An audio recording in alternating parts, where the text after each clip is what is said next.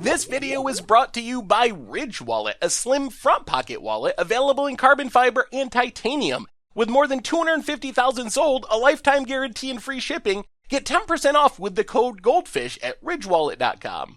Hello everyone, it's Seth, probably better known as Saffron Olive, and it's time for another Instant Deck Tech. So as you know, Tuesday means it's Type 2 or Standard Tuesday, and we have a pretty spicy one to look at today. This is Esper Hatebears, I'm calling it. Basically this Hatebear-esque Militia Bugler deck for Standard, and it comes to us from Francisco Murray, who took it to a top 8 finish in an Italian PPTQ. So congrats to Francisco on a really cool deck. A quick reminder before we break down Esper Hatebears for Standard. If you enjoy this deck and you want to see it made into videos, take a minute, click the like button, the subscribe button, leave a comment, anything you can do to support your deck, because whichever deck is most popular gets a shot at being made into videos next week. So Esper Hatebears, the engine of this deck is Militia Bugler, a 3-mana 2/3 that when it enters the battlefield, we get to look at the top 4 cards of our library, grab a creature with power 2 or less, put it into our hand.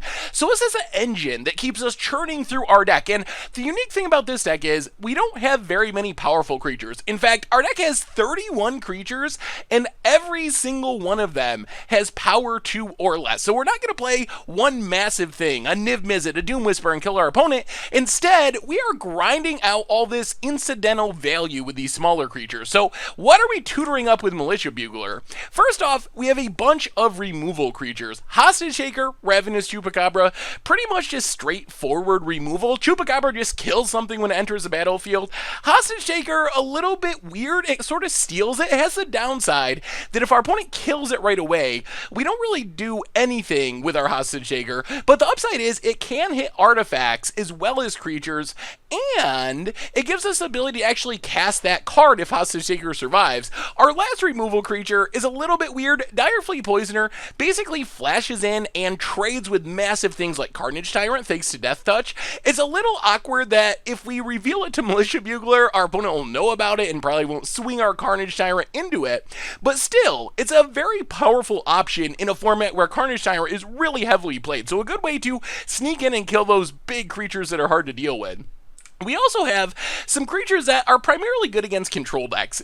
Kitesail Freebooter, Siren Stormtamer give us some utility against spell-based decks. Freebooter comes in and gives us a duress on a stick that's also beating down in the air, and then Siren Stormtamer helps keep our other creatures alive. This is the way we were talking about the fragility of a card like Hostage Taker. Stormtamer can just sacrifice itself to counter a spell that is trying to kill one of our creatures, can also save us from something like an Expansion Explosion throwing a ton of damage at our face.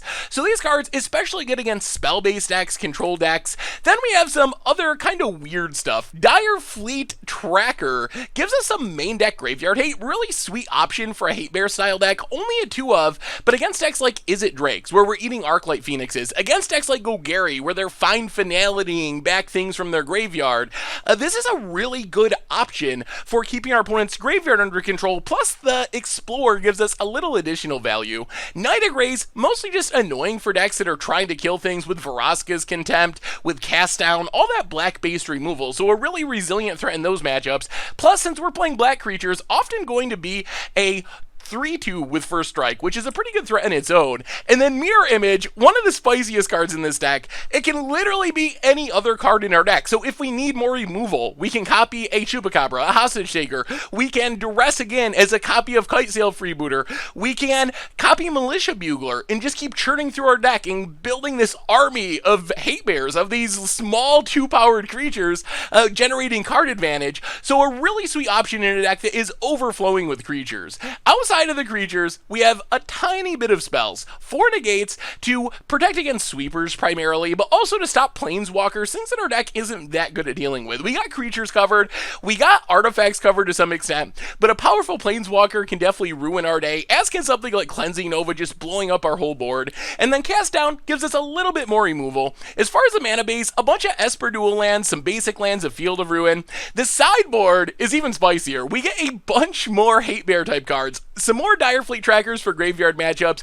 Bounty Hunter comes in and kills legendary things, which can be something like a Search for Azcanta, it can be the Mortal Sun, can be creatures like Lyra. Shield Mare, really good against red decks, gets in damage, gains us some life. Then we have Crafty Cutburst to hose decks like Selesnya tokens, flashing this in response to something like, let's say a March of the Multitudes, or even just a History of Benalia, can be a huge swing in our favor. Twilight Prophet to grind out some card advantage.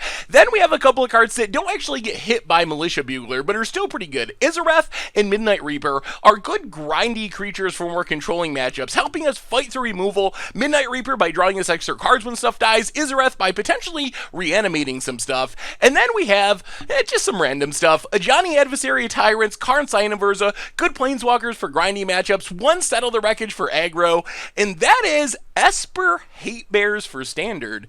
And that's our instant deck tech for today. So thank you so much for watching. I hope you enjoyed the video, and I will talk to you soon. Thanks for watching the video. If you enjoyed it, help us out by clicking that like button down below.